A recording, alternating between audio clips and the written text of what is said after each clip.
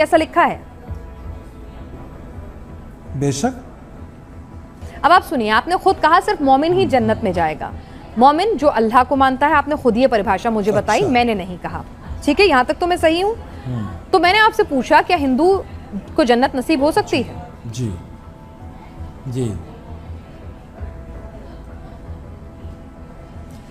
Madam, Hindu को जन्नत नसीब हो सकती है। मन क़ाल ला इलाहा इल्लल्लाह फदखल जन्नह, साफ साफ हदीस शरीफ में मौजूद है।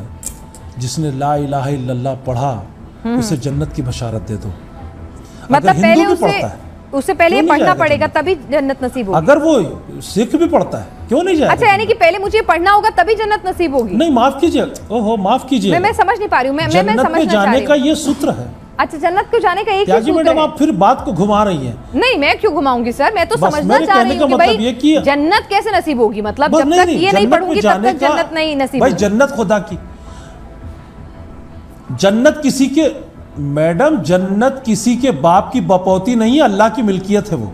अच्छा, और अल्लाह अपना सूत्र, अल्लाह ताला अपने लिए ये तमाम कानून राइज करके रखा है कि जिसने मेरा कलमा पढ़ा तो कलमा पढ़ने के साथ तो मैं मुसलमान हो जाऊंगी। नहीं, ऐसा नहीं होगा। अब इसमें आप वो क्या नाम है, दिगर, यानी अगर मुझे जन्नत चाहिए तो मुझे मुसलमान बनना होगा कलमा पढ़ के। सही समझी मैं? ऐसा कौन बोला आप मुसलमान? आपने तो कहा कि मतलब आपको कलमा पढ़ना होगा, कलमा पढ़ने के बाद मुसलमान बनते हैं कि नहीं? समीर, सॉरी, एक मिनट, मैं घुमा नहीं रही सर, आप ही की बात में से बात निकाल रही हूं। मेरे को क्या शौक है समीर, कलमा पढ़ने के बाद क्या आदमी मुसलमान बनता है या नहीं? मतलब पढ़ना जरूरी होता है ना शायद।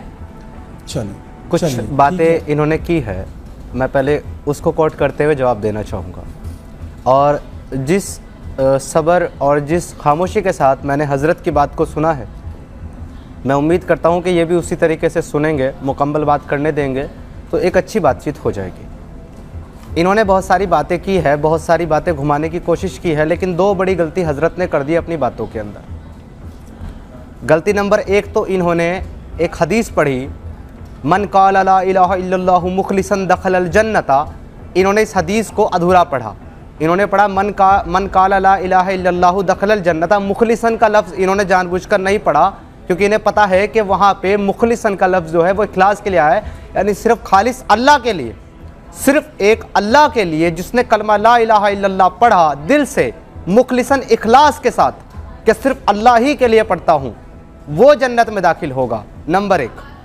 नंबर दो की गलती जो इन्होंने की है अपनी बात के अंदर, इन्होंने ईमान की डेफिनेशन बताते हुए ये बताया है कि ईमान ये है कि जो अल्लाह पर ईमान रखे और नेक आमाल करे। इन्होंने असल में कुरान की वो आयत जो है कोट की है, इन्नल्लज़ीना आमनू व अमिलुस्सालिहाति व तवासौ बिल हक़्क़ि व तवासौ बिस्सब्र, लेकिन इन्होंने ईमान की इंटरप्रिटेशन गलत बताई है। ईमान की ये अधूरी इंटरप्रिटेशन है। ईमान की मुकम्मल इंटरप्रिटेशन ये है कि जो अल्लाह पर ईमान रखे, अल्लाह को सिर्फ एक खुदा जाने और उसके रसूल मोहम्मद रसूलुल्लाह पर भी ईमान लाए। जो रसूलुल्लाह पर